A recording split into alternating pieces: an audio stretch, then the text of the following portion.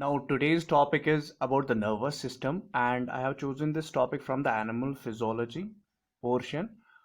And we will, in this topic, we will study whole about the nervous system, what nervous system is. And so, let us start. Nervous system. What nervous system is? So, nervous system is a system of organs. It is simply a system of organs. It's a system of organs. It's a system of organs or a system which is made by the organs, tissues, and cells. Cells form the tissues, tissues form the organs, and the organs, when they get interconnected, they form a system known as nervous system. Okay, so this is known as nervous system. So it's a system of organs, and it is that system which controls and coordinates all the activities which are performed by an animal. तो ये सारी उन activities को control करता है जो एक animal day to day life में या कभी भी जो भी एक्शंस एक एनिमल परफॉर्म करता है, तो ये उन एक्शंस को एक तो कोऑर्डिनेट करता है, ऊपर से उनको कंट्रोल भी करता है. तो सिंपली हम कहेंगे it's a system which controls and coordinates. Control and coordinates, ये कंट्रोल भी करता है और coordinates coordinates all the activities which are performed by an animal. All the activities which are performed by animal, which are performed by an animal. So this is a simple definition of the nervous system. Nervous system is one of the most important systems in the animal's body, and it is that system, ये वो वाला system है जो coordination कराता है, जो coordination और control कराता है उन सारी activities को जो एक animal perform करता है. ठीक है, तो this is known as nervous system. अब ये nervous system एंडोक्राइन सिस्टम के साथ मिलके जो मेंटेन क्या बॉडी का क्या मेंटेन करता है, ये होम्योस्टैसिस, एक एनिमल की बॉडी में होम्योस्टैसिस को मेंटेन करता है. तो that means it maintains the homeostasis. Homeostasis. तो होम्योस्टैसिस एक इम्पॉर्टेंट फीचर है एक एनिमल की बॉडी का, जो बेसिकली कौन कराता है? Nervous system plus endocrine system. तो nervous system in when connected with the endocrine or together with the endocrine system, they maintain the homeostasis of an animal's body. Homeostasis एक ability होती है, एक कैपेबिलिटी होती है एक एनिमल की body की, जिससे वो अपने अंदर एक बैलेंस क्रिएट करता है to that of the environment. तो एनवायरनमेंट और एनिमल की बॉडी के दरमियान एक बैलेंस क्रिएट हो जाती है. That balance is created by the homeostasis. उस बैलेंस को हम होम्योस्टैसिस कहते हैं, and that balance is created by the nervous system and the endocrine system. Homeostasis simply you have to remember, आपको सिंपली याद रखना कि होम्योस्टैसिस एक सिंपली एक इक्विलिब्रियम है between the environment and animals body. ठीक है, फॉर एग्जांपल अगर टेम्परेचर चेंज हो रहा है तो हम क्या करते हैं, हमारी बॉडी इसको मेंटेन करती है. बाय कैसे उसको मेंटेन करती है? बाय स्वेटिंग वो करती है. If there is high temperature outside तो हम थर्स्टी फील करते हैं. That means that all the things which जो भी चीज़ें क्या करती है, जो भी चीज़ें एक एनिमल की बॉडी को एक स्टेबलाइज रखती है विद द चेंजिंग एनवायरनमेंट, तो उसको हम होम्योस्टैसिस ही कहते हैं. तो ये होम्योस्टैसिस परफॉर्म कौन करता है, ये कौन कंट्रोल करता है? ये बेसिकली नर्वस सिस्टम और एंडोक्राइन सिस्टम दोनों कंबाइन होके होम्योस्टैसिस ऑफ द बॉडी कराते हैं. और ये जो नर्वस सिस्टम है, ये नर्वस सिस्टम खाली रेस्पॉन्सिबल नहीं है कंट्रोल एंड कोऑर्डिनेशन एक्टिविटीज को करने में. It is also responsible for perception behaviour. एक एनिमल का बिहेवियर कैसा होगा,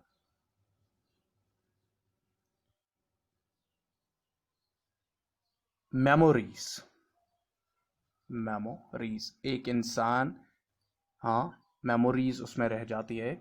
तो परसेप्शन, बिहेवियर हो, मेमोरी हो, या कोई भी वॉलेंट्री मूवमेंट्स जो एक एनिमल की बॉडी में हो रही है, all voluntary movements, they are all controlled by the nervous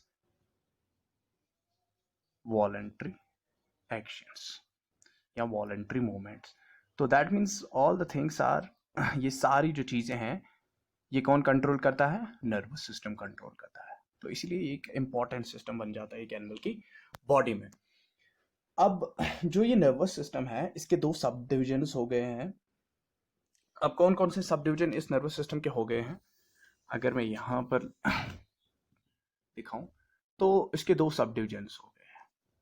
यहाँ से मैं दिखा रहा हूँ, दो सब डिविजन्स इसके हो गए हैं। एक को कहते हैं हम सेंट्रल नर्वस सिस्टम और दूसरे को हम कहते हैं peripheral nervous system, PNS and CNS। तो two subdivisions nervous system is divided into two divisions. One is known as the central nervous system and another is known as the peripheral nervous system. अब central nervous system में दो important organs आते हैं, brain and spinal cord। इसमें brain और spinal cord आते हैं, brain and spinal cord। और peripheral nervous system में सारी nerves आती हैं जो emerge होती हैं from brain and spinal cord। all nerves, all nerves, that means those nerves which emerge from the brain are called as cranial nerves, cranial, and nerves which are emerging from the spinal cord are called as spinal nerves। तो corneal, spinal nerves, ये सारी nerves किस में आती है? ये आ जाती हैं पेरिफेरल नर्वस सिस्टम में, और इनकी ब्रांच प्लस देयर ब्रांच, और इनकी branch cranial spinal nerves, their plus their branch,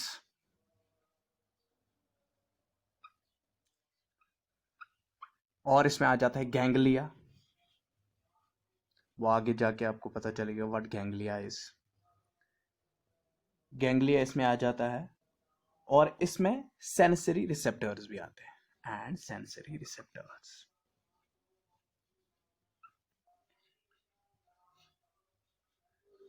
sensory receptors. तो all these things come under this division, peripheral nervous system division, and brain और जो स्पाइनल कॉर्ड है it comes under the central nervous system. तो these are the two divisions, main two divisions of the nervous system. Nervous system के दो divisions हो गए, brain और spinal cord. और पेरिफेरल नर्वस सिस्टम जो है उसमें नर्व्स है, सारी नर्व्स है, जो कार्नियल नर्व्स है जो ब्रेन से आती है, स्पाइनल नर्व जो स्पाइनल कॉर्ड से निकलती है, प्लस उनकी ब्रांच, और गैंग्लिया इसमें आ जाता है, और सेंसरी रिसेप्टर्स इसमें आ जाते हैं। अब हम चलते हैं यहाँ पर we will move towards this peripheral nervous system।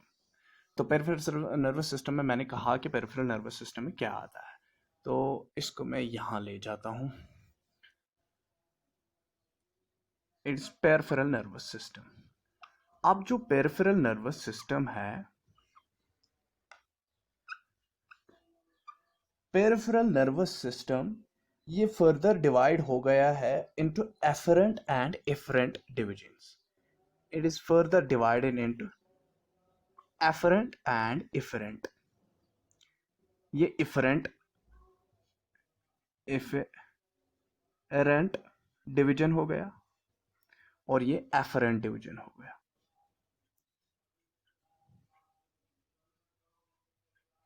Efferent and efferent divisions. तो afferent peripheral nervous system and efferent peripheral nervous system, तो दो और डिविजन्स हो गए पेरिफेरल नर्वस सिस्टम को। It is further divide in the two divisions, one is afferent peripheral nervous system and another is efferent peripheral nervous system. जो afferent peripheral nervous system है, इस afferent peripheral nervous system में afferent nerve fibres हो ये consist होता है efferent nerve fibres का, जो इंफॉर्मेशन को कैरी करती है from tissues and organs to the central nervous system. देखो, तो इसमें कौन सी नर्व्स आती हैं? इसमें नर्व्स आती हैं afferent nerve fibres. It is It consists of the afferent nerve fibers. Afferent nerve fibers. और ये afferent nerve fibers जो हैं ये इंफॉर्मेशन को कैरी करती है from tissues and organs. Information carry हो जाती है फ्रॉम टिश्यूज एंड ऑर्गन्स. तो टिश्यूज और ऑर्गन्स से इंफॉर्मेशन कैरी हो जाती है towards the peripheral nervous system. So it carries information towards the peripheral nervous system from the tissues and organs. While as efferent peripheral nervous system ये बना होता है efferent nerves का, efferent nerve fibers, efferent nerve fibers. It is made up of the efferent nerve fibers. और ये efferent nerve fibers information carry करते हैं from central nervous system to organs. तो efferent nerves they carry information from CNS to the effector organs to the organs. तो ये information carry करते हैं CNS to organs और tissues. ठीक है. तो अगर मैं इसको सिंपलीफाई यहां पर कर दूं तो इसको मैं चार्ट वाइज ही लिखा दूं. तो ये सेंट्रल नर्वस सिस्टम है सिंपली, जिसमें ब्रेन और स्पाइनल कॉर्ड आ जाता है. और यहां पर लिख दूंगा मैं this is afferent division of peripheral nervous system. Afferent peripheral nervous system. तो बीच में यहां पर peripheral nervous system लिखूंगा मैं.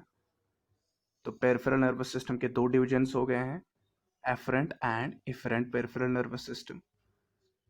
Peripheral nervous system. अब जो ये efferent peripheral nervous system और afferent peripheral nervous system है, तो ये बना है afferent nerve fibers का, और जो कैरी करती हैं information from organs to the CNS. तो यहाँ मैं एरो दिखाता हूँ. It carries information from organs and tissues. तो इंफॉर्मेशन कैरी होती है फ्रॉम ऑर्गन्स या टिश्यूज से towards the central nervous system. While as central nervous system से इंफॉर्मेशन कैरी होती है through the efferent peripheral nervous system to the organs. तो ये कैरी करता है ये इंफॉर्मेशन. यहां पर मैं लिखूंगा इनका कैरीज इंफॉर्मेशन फ्रॉम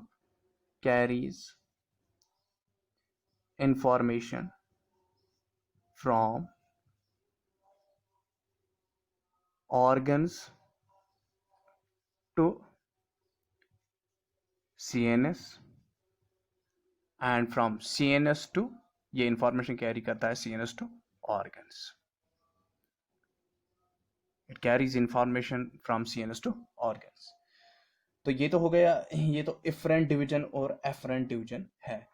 अब देखो ये जो efferent division है, this efferent division ये डिवाइड हो गया है into the efferent division. It is divided into somatic nervous system and autonomic nervous system. तो efferent division डिवाइड हो गया है somatic nervous system and autonomic nervous system. Autonomic nervous system, somatic nervous system and autonomic nervous system. अब autonomic nervous system और somatic nervous system क्या है? तो जो सोमैटिक नर्वस सिस्टम है, सोमैटिक नर्वस सिस्टम बेसिकली ये बना होता है नर्व फाइबर्स का, जो इंपल्स को, जो इंफॉर्मेशन को ट्रांसमिट करती है. कहां से? सेंट्रल नर्वस सिस्टम से लेकर कहां तक जाती है? स्केलेटल मसल्स तक. तो ये इंफॉर्मेशन को कैरी करता है. Somatic nervous system is that nervous system which carries information from CNS to skeletal muscles. तो ये स्केलेटल मसल्स को कंट्रोल करता है. तो स्केलेटल मसल्स को कंट्रोल कौन करता है? Somatic nervous system. It's a branch of efferent peripheral nervous system. While है जो ऑटोनॉमिक नर्वस सिस्टम है, देखो स्केलेटल मसल, स्केलेटल, यहाँ पर एक और पॉइंट है. स्केलेटल मसल्स में, स्केलेटल मसल्स से जो स्केलेटल सिस्टम है उसमें वॉलंटरी मोशंस, जो वॉलंटरी मूवमेंट्स हो जाती है, तो वॉलंटरी ब्रांच जो बनाता है, voluntary branch of peripheral nervous system, वो बनाता है सोमैटिक नर्वस सिस्टम. ठीक है. तो ये वॉलंटरी ब्रांच बनाता है. voluntary branch. It forms a voluntary branch of peripheral nervous system. और ये जो ऑटोनॉमिक नर्वस सिस्टम है ये कंट्रोल करता है स्मूथ मसल्स को. ये भी इंफॉर्मेशन कैरी करता है फ्रॉम सीएनएस और कंट्रोल किनको करता है ये स्मूथ मसल्स को. स्मूथ मसल्स उसमें जो ग्लैंड्स आते हैं, कार्डियक सेल्स आती हैं, तो ये उनको कंट्रोल करता है. तो जो स्मूथ मसल्स हो, कार्डियक मसल्स हो, तो उनमें क्या हो जाती है इनवॉलंटरी एक्शंस. तो ये इनवॉलंटरी ब्रांच बना देता है. तो involuntary actions are controlled by the autonomic nervous system which is a branch of peripheral nervous system. ठीक, यहां तक हो गया ये. अब जो ऑटोनॉमिक नर्वस सिस्टम है, ऑटोनॉमिक नर्वस सिस्टम खुद डिवाइड हुआ है इनटू द टू सिस्टम्स. यहां पर मैं दिखाऊंगा अब इसको. अब जो ऑटोनॉमिक नर्वस सिस्टम है, ऑटोनॉमिक नर्वस सिस्टम ये डिवाइड हो गया है इनटू सिंपैथेटिक एंड पैरासिम्पैथेटिक.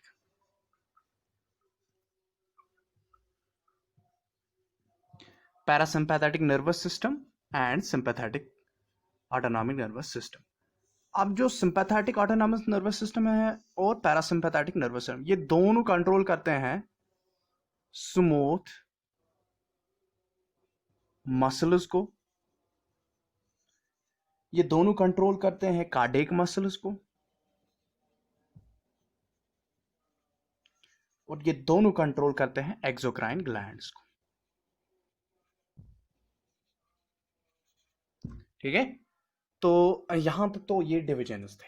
अब यहां पर एक तीसरा डिवीजन भी निकल जाता है किसका, नर्वस सिस्टम का. तो मैंने कहा दो ही डिवीजन निकलते हैं, पेरिफेरल नर्वस सिस्टम और सेंट्रल नर्वस सिस्टम. लेकिन एक और इफरेंट डिवीजन, फॉर एग्जांपल जो पेरिफेरल नर्वस सिस्टम है, पेरिफेरल नर्वस सिस्टम के दो डिवीजन निकल गए उसके बाद. एक तो था पहले सीएनएस तो और पीएनएस था, लेकिन पीएनएस के दो डिवीजन निकल गए. एक डिवीजन था इफरेंट और दूसरा था एफरेंट. अब जो इफरेंट डिवीजन है, इफरेंट डिवीजन के तीन बेसिकली डिवीजन निकलते हैं. एक तो उसमें निकलता है सोमैटिक, ऑटोनॉमिक और एंटीरिक नर्वस सिस्टम. तो एंटीरिक नर्वस सिस्टम एक तीसरा डिवीजन है पेरिफेरल नर्वस सिस्टम का. और ये एंटीरिक नर्वस सिस्टम बेसिकली जो गट में जो नर्व्स हैं, तो गट में जो इंटर नेटवर्किंग ऑफ नर्व्स हैं वो एक सिस्टम बनाती है, that is known as enteric nervous system. और ये enteric nervous system all the gut, जो भी गट है एलिमेंट्री कैनाल है, उसको कंट्रोल करता है. लेकिन बेसिकली ये ओवरऑल कंट्रोल हो जाता है बाय द किससे कंट्रोल हो जाता है, ये बेसिकली कंट्रोल हो जाता है जो इफरेंट डिवीजन है. इफरेंट डिवीजन जो है, इफरेंट डिवीजन इसको पेरिफेरल नर्वस सिस्टम ही कंट्रोल करता है. और ये हम कहते हैं बेसिकली ये इफरेंट डिवीजन का जो तीसरी ब्रांच है ये एंटीरिक नर्वस सिस्टम, ये बेसिकली एक ब्रांच है किसकी, autonomous nervous system. It is basically a branch of autonomous nervous system. तो एंटीरिक नर्वस सिस्टम ये इसको उसको पहले कंट्रोल करता है. ये तो ब्रॉडली जब कंट्रोल इसमें टॉप मोस्ट कैटेगरी आ जाती है, जो कंट्रोल इसको करता है enteric nervous system, that is peripheral nervous. लेकिन पेरिफेरल नर्वस सिस्टम ये कंट्रोल कहाँ पर हो जाता है, इफरेंट डिवीजन में. और इफरेंट डिवीजन में इसको कौन कंट्रोल करता है, एंड ऑटोनॉमिक नर्वस सिस्टम इसको कंट्रोल करता है. ठीक है, तो यहां तक तो हो गया ये नर्वस सिस्टम और उसके डिविजन्स, तो यहां तक हो गए. अब नर्वस सिस्टम में जो नर्वस सिस्टम है, मैंने कहा था पहले कि ये बना होता है ऑर्गन्स का. तो लेकिन वो ऑर्गन्स कैसे बन गए, वो ऑर्गन्स बन गए बाय द टिश्यूज. और वो टिश्यूज कैसे बन गए, by the help of combination of the cells. तो जब ही सेल्स कंबाइन हो गई, they form the tissues, nervous tissues हम कहेंगे उनको, and they form the organs, and organs form the nervous system. तो नर्व सेल्स तो बेसिक चीज है यहां पर. नर्व सिस्टम्स जो नर्वस सिस्टम है ये भी बेसिकली इसकी बुनियाद कहाँ से है, सेल्स से ही है. तभी जाके ये ऑर्गन्स और नर्वस सिस्टम बन गए. तो इस नर्वस टिश्यू जो बन गए तो वो बन गए फ्रॉम द सेल्स. और जो नर्वस टिश्यू है, मैं यहां पर अगर लिखा दूं नर्वस टिश्यू, तो नर्वस टिश्यू किनका बना है, ये बना है नर्वस टिश्यू बना है दो इंपॉर्टेंट सेल्स का, एक उसमें आती है न्यूरॉन और नर्व सेल, और उसमें आ जाती है गीलियल सेल। गीलियल सेल और न्यूरॉन सेल, न्यूरॉन सेल को हम नर्व सेल भी कहते हैं। तो ये दो इंपॉर्टेंट सेल्स प्रेजेंट होती है एक नर्वस टिश्यू में, और यही न्यूरॉन्स जो है ये फिर क्या बनाते हैं, ऑर्गन्स भी बनाते हैं। अब न्यूरॉन जो है दैट मीन्स नर्व सेल, ये एक बेसिक फंक्शनल और स्ट्रक्चरल यूनिट है नर्वस सिस्टम की। It is a basic structural and functional unit of nervous system. Structural and functional unit. Functional unit of nervous system. Unit of nervous system. तो nervous system का ये एक structural और function unit कौन बनाता है, एक न्यूरॉन, एक नर्व सेल बनाती है। अब ये नर्व सेल जो है ये एक स्पेशलाइज्ड सेल होती है, ये एक स्पेशलाइज्ड सेल होती है जो रेस्पॉन्ड करती है, चाहे फिजिकल स्टिमुलस या केमिकल स्टिमुलस हो, उनको ये रेस्पॉन्ड करती है और ये एक इम्पल्स कंडक्ट करती है, जिसको हम, उस इम्पल्स को हम एक्शन पोटेंशियल भी कहते हैं। और जब ये स्टिमुलस को कंडक्ट करेगी in the form of action potential, ये जनरेट करेगी, वो इलेक्ट्रिक इम्पल्स ये जनरेट करेगी, जिसको हम एक्शन पोटेंशियल कहते हैं। उसके बाद ये रिलीज करती है न्यूरोट्रांसमीटर्स को। तो उसके न्यूरोट्रांसमीटर्स फिर क्या करते हैं, उसमें एक इंफॉर्मेशन छुपी होती है, तो उसी के अकॉर्डिंग फिर ये एक्शन, एक एक्टिविटी हो जाती है। ठीक है, ये तो न्यूरॉन है क्या, न्यूरॉन या नर्व सेल, इसको हम बेसिक स्ट्रक्चर और फंक्शनल सेल कहते हैं। और ये क्या कहती है, it responds to chemical as well as physical stimuli. तो फिजिकल हो या केमिकल स्टिमुलस हो, इट रेस्पॉन्ड्स टू फिजिकल और केमिकल स्टिमुलाई। तो ये रेस्पॉन्ड करती है फिजिकल और केमिकल स्टिमुलाई को, ये क्या करती है, रेस्पॉन्ड करती है। कैसे रेस्पॉन्ड करती है ये रेस्पॉन्ड करती है बाय कंडक्टिंग नर्व इम्पल्स। तो ये एक जनरेट करती है बाय, रेस्पॉन्ड ये करती है बाय नर्व इम्पल्स, ये जनरेट करती है, या उस नर्व इम्पल्स को हम एक्शन पोटेंशियल भी कहते हैं। It generates an action potential और नर्व इम्पल्स। ठीक है, तो उसके बाद जब ये नर्व इम्पल्स या एक्शन पोटेंशियल जनरेट करती है, then it gives the neurotransmitter. और उस न्यूरोट्रांसमीटर, ये क्या है, ये एक इंफॉर्मेटिव मॉलिक्यूल होता है न्यूरोट्रांसमीटर। तो इसी के अकॉर्डिंग फिर क्या हो जाती है, इसमें एक इंफॉर्मेशन होती है, इसी के अकॉर्डिंग फिर क्या हो जाती है, एक एक्शन प्रोड्यूस हो जाती है। ये तो न्यूरॉन सेल्स है। अब गीलियल सेल्स, गीलियल सेल्स को हम सपोर्टिव सेल्स भी कहते हैं, और ये सपोर्ट करती है, नरिश करती है और प्रोटेक्ट करती है न्यूरॉन्स को। They basically protect as well as they nourish and support neurons। तो ये सपोर्ट करती है न्यूरॉन सेल को, nerve cell that means neuron cell. तो ये प्रोटेक्ट करती है, नरिशमेंट देती है, प्रोवाइड करती है न्यूरॉन सेल्स को, और ये सपोर्ट करती है न्यूरॉन सेल्स को।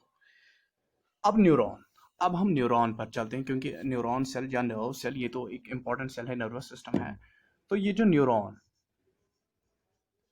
न्यूरॉन सेल है या नर्व सेल है, ये एक स्पेशलाइज्ड सेल है जिसमें इलेक्ट्रिक एक्साइटेबिलिटी होती है। ये इलेक्ट्रिक पोटेंशियल जनरेट करती है ऑन स्टिमुलेशन, चाहे फिजिकल स्टिमुलस हो और केमिकल स्टिमुलस इस पर आ जाए, तो ये इसमें इलेक्ट्रिकल एक्साइटेबिलिटी आ जाती है, एक्शन पोटेंशियल जनरेट करती है, नर्व इंपल्स जनरेट करती है। तो मैं कहूँगा पहले ये नर्व सेल क्या है, ये एक स्पेशलाइज्ड सेल है which possesses the electrical excitability। तो ये पोजेस करती है इलेक्ट्रिकल एक्साइटेबिलिटी। तो इसमें इलेक्ट्रिकल एक्साइटेबिलिटी होती है,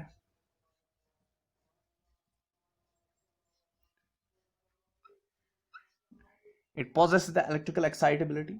और ये जो इलेक्ट्रिकल एक्साइटेबिलिटी है, ये बेसिकली एक एबिलिटी होती है to respond to stimuli, whether that stimuli is physical और whether that stimulus is chemical stimulus। तो ये जो इलेक्ट्रिकल एक्साइटेबिलिटी है, it is simply an ability, एक एबिलिटी होती है एक नर्व सेल में जो रेस्पॉन्ड करती है स्टिमुलस को, चाहे वो स्टिमुलस फिजिकल स्टिमुलस हो, चाहे वो स्टिमुलस केमिकल स्टिमुलस हो, और उस स्टिमुलस को ये कन्वर्ट करती हैं इनटू द इलेक्ट्रिक पोटेंशियल, और और फिर क्या प्रोड्यूस करती है, एक इलेक्ट्रिक पोटेंशियल, उसके बाद वो न्यूरोट्रांसमीटर्स प्रोड्यूस करती है।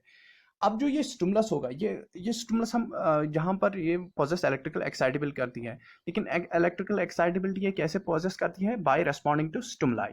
तो यहाँ पर टर्म आ रही है स्टिमुलस। तो स्टिमुलस, अब स्टिमुलस क्या होता है? स्टिमुलस हम कहेंगे कि ये कोई भी चेंज होती है, any change in the environment, जो ये कोई भी चेंज हो सकती है एक एनवायरनमेंट में, जो इतनी ज्यादा स्ट्रांग होती है जिससे एक एक्शन पोटेंशियल, एक नर्व जनरेट करती है। तो स्टिमुलस मीन्स एनी चेंज। इसको मैं अगर डिफिनेशन लगा दूं तो मैं कहूंगा any change in the environment which is enough strong, any change in environment which is enough strong to initiate the action potential in environment which is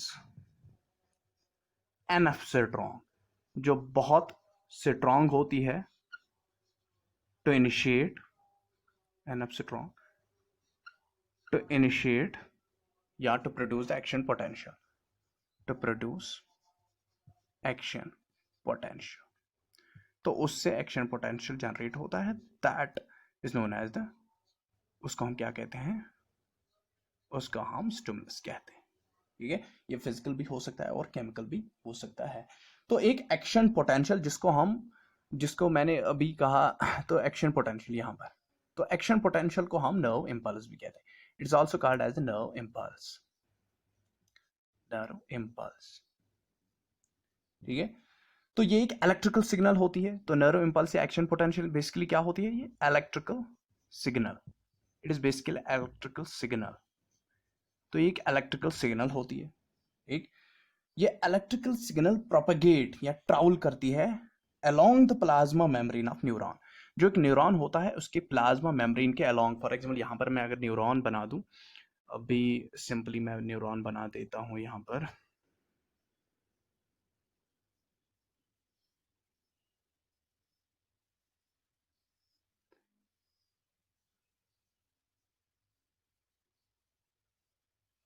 तो ये न्यूरॉन है, तो इसके डेंड्राइट्स हैं, डेंड्रॉन्स एंड द डेंड्राइट्स। तो इस neuron की जब एक इलेक्ट्रिक सिग्नल जनरेट होती है, तो वो इलेक्ट्रिक सिग्नल जो है वो प्रोपगेट करती है, वो ट्रैवल करती है, प्रोपगेट और travels along the plasma membrane. जो प्लाज्मा मेम्ब्रेन, इस न्यूरॉन की जो प्लाज्मा मेम्ब्रेन है, इसी के अलोंग वो ट्रैवल करती है। ठीक है, वो ट्रैवल करती है along the plasma membrane of neuron. ठीक है, ये ट्रैवल करती है और पहुंच जाती है कहां पर, at the tail of the neuron, at the tail of neuron, वहां पर प्रोड्यूस करती है न्यूरो ट्रांसमीटर। लेकिन जो ये स्पीड से, जिस स्पीड से ये ट्रैवल करती है, प्रोपगेट होती है, वो स्पीड कितनी है, वो रेंज करती है फ्रॉम 0.5 टू 130 मीटर्स पर सेकेंड। ये स्पीड होती है 0.5 टू 130 मीटर्स पर सेकेंड, जो इलेक्ट्रिकल सिग्नल प्रोपगेट होती है along the plasma membrane of the neuron. तो वो यहाँ तक टेल तक पहुंच जाती है, जिसको हम टीलो डेंड्रिया कहते हैं, तो वहां तक पहुंच जाती है। तो ये किस स्पीड से पहुंचती है, 0.5 टू 130 मीटर्स पर सेकेंड, इस स्पीड से एक इलेक्ट्रिक सिग्नल प्रोपगेट हो जाती है along the plasma membrane of the neuron. ठीक, अब यहाँ पर चलते हैं हम, ये तो न्यूरॉन के बारे में था। और न्यूरॉन जो है, ये नर्व सेल, ये पहले डिस्कवर की थी रेमोन कैजल ने। नर्व सेल और the neuron cell was first of all discovered by, nerve cell या न्यूरॉन में कहूँ इसको, तो ये डिस्कवर की थी बाय द रेमोन कैजल। यहाँ पर मैं लिख देता हूँ रेमोन कैजल।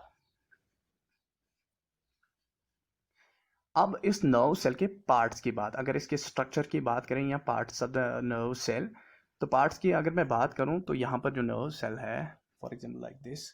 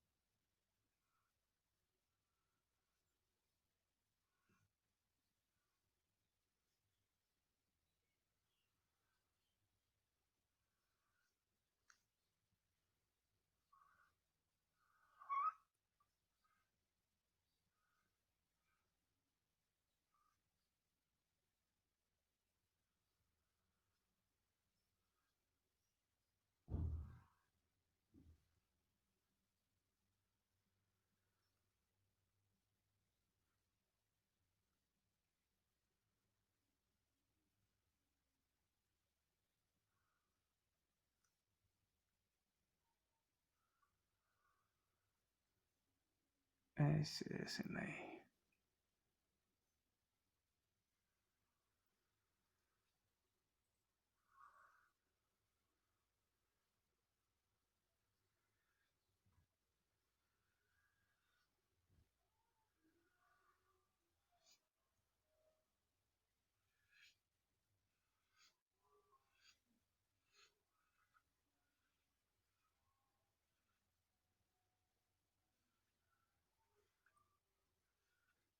तो ये एक नर्व सेल है जिसको हम न्यूरॉन भी कहते हैं, और ये जो नर्व सेल है या न्यूरॉन,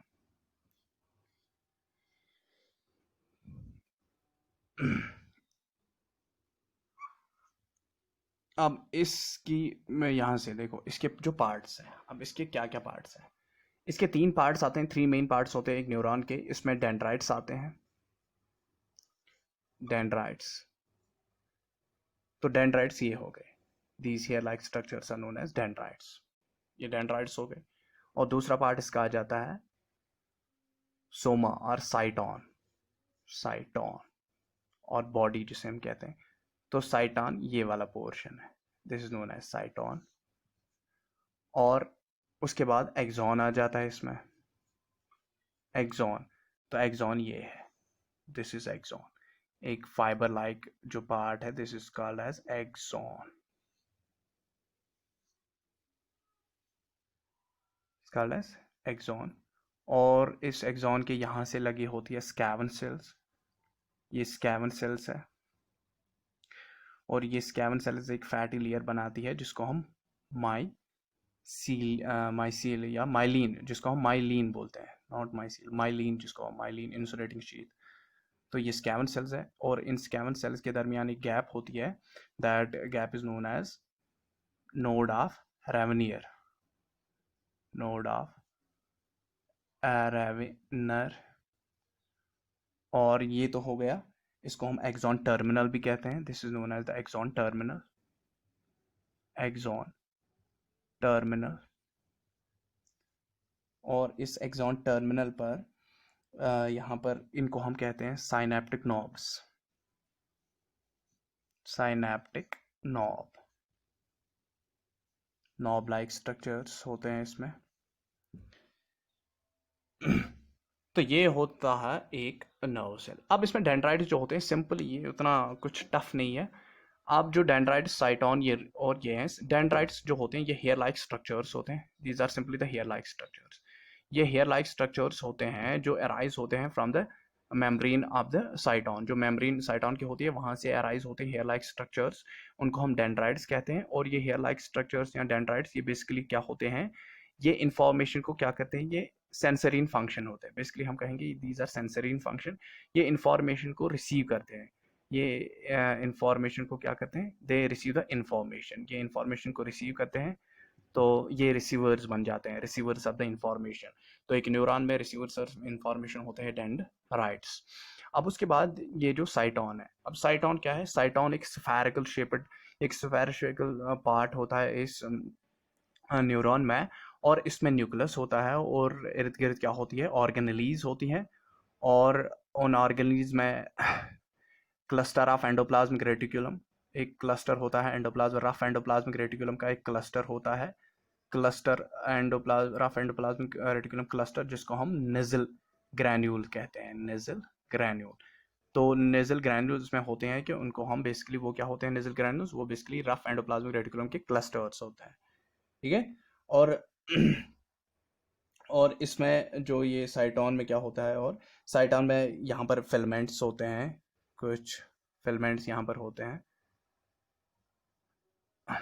और इसमें माइटोकॉन्ड्रिया होता है, बहुत सारी ऑर्गेनेल्स होती हैं इसमें। तो ये लास्ट में यहाँ पर ये जो साइटॉन होती है, साइटॉन, इसमें साइटोप्लाज्म भी होता है, न्यूक्लियस होता है, इसमें ऑर्गेनेल्स होती है। और जो रफ एंडोप्लाज्मिक रेटिकुलम वो इन द क्लस्टर फॉर्म होता है, जिसको हम नेजल ग्रैन्यूल कहते हैं। फिर यहाँ पर ये कॉनिकल हो जाती है, और इस कॉनिकल पोर्शन को हम एक्सॉन हिलॉक्स कहते हैं, एक्सॉन हिलॉक्स। और यही एक्सॉन हिलॉक्स से क्या निकलता है, एक एक्सॉन, एक एक्सॉन जो फाइबर लाइक पार्ट होता है या लॉन्गेस्ट पार्ट होता है न्यूरॉन का, एक्सॉन फाइबर लाइक पार्ट। तो वो एक्सॉन हिलॉक्स से निकलता है। तो एक्सॉन हिलॉक्स एक क्या करता है, एक्सॉन हिलॉक्स बेसिकली ये सोमा, दैट मीन्स साइटॉन या सोमा जिसको बॉडी कहते हैं, बॉडी और इस टेल, दैट मीन्स यहाँ पर टेल क्या मैं कहूँगा, ये फाइबर जो एक्सॉन है, एक्सॉन और साइटॉन को आपस में कौन मिलाता है, एक्सॉन हिलॉक्स ही मिलाता है। तो एक्सॉन हिलॉक्स ये जो कॉनिकल पोर्शन है यहाँ से एक फाइबर निकलता है, that is known as the axon.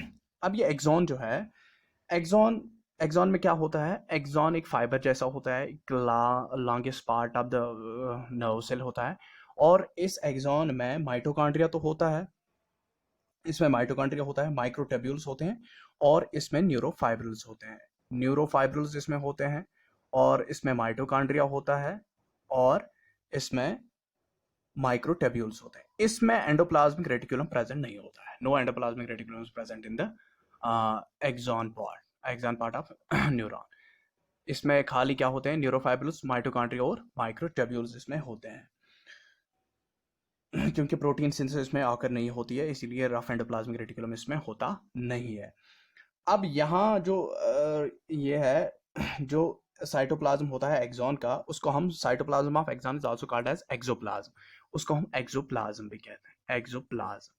तो cytoplasm of axon is called as axoplasm, और इस एक्सॉन के ऊपर जो मेम्ब्रेन होती है, दैट मेम्ब्रेन उसको हम प्लाज्मा मेम्ब्रेन कहते हैं, दैट मेम्ब्रेन स्पेशल, उसको हम यहाँ पर स्पेशली नेम देते हैं exolemma. Exolemma is the membrane which surrounds the axon. और इस मेम्ब्रेन के ऊपर क्या होती है, माइलिन शीथ होती है, which is form by the Schwann cells. Schwann cells को हम फैट सेल्स कहते हैं, और इनके दरमियान वहां पर क्या हो जाते हैं, वहां पर गैप्स प्रोड्यूस होते हैं, उनको हम नोड्स ऑफ रेवनियर कहते हैं। और ये नोड्स ऑफ रेवनियर पर क्या हो जाता है, sodium potassium pump create functional हो जाता है, ठीक है। और जो लास्ट में है, अब जो ये एक्सॉन है, एक्सॉन में लास्ट पर क्या हो जाता है, ब्रांच ऑफ हो जाता है एट द टर्मिनल पार्ट। ये ब्रांच ऑफ हो जाता है एट द टर्मिनल ब्रांच, और इन टर्मिनल ब्रांच को हम एक्सॉन कोलेटरल्स कहते हैं। ये जो टर्मिनल है इनको हम क्या कहते हैं, एक्सॉन कोलैटरल्स। एक्सॉन कोलैटरल्स, जब ये ब्रांचिंग हो जाती है इसकी, तो ये एक्सॉन कोलैटरल्स हो जाते हैं, और ये एक्सॉन कोलैटरल्स जो है ये इन्हें ब्रांचिंग फैशंस आ जाते हैं बाहर, ठीक। तो लेकिन ये जो ऑलवेज हो जाते हैं, ये always in a right angled manner में होते हैं, ये always in a right angled manner में होते हैं। और जो एक्सॉन और उसके जो कोलेटरल एंड्स है, तो इसमें फिर बहुत सारी क्या हो जाते हैं, कोलेटरल एंड्स जो है ये बहुत सारी ब्रांचिंग इसमें हो जाती है, और उस टोटली उस ब्रांचिंग पैटर्न को मोनी प्रोसेसेस, यहाँ से बहुत सारे प्रोसेस निकल जाते हैं, और इसको हम एक्सॉन टर्मिनल्स कहते हैं। पर तो कोलेटरल ब्रांच यहाँ पर, ये एक्सॉन जो है ये कोलेटरल ब्रांच में कन्वर्ट हो जाता है, और जो कोलेटरल ब्रांच क्या होती है वो परपेंडिकुलर चली जाती है, लेकिन उसके बाद ये उसमें इस कोलेटरल ब्रांचेस से बहुत सारे प्रोसेस निकलते हैं, ये प्रोसेस बना के एक्सॉन टर्मिनल बनाते हैं, they form the axon terminal, ठीक है। तो अब इसके बाद रह गई अब क्लासिफिकेशन ऑफ न्यूरॉन।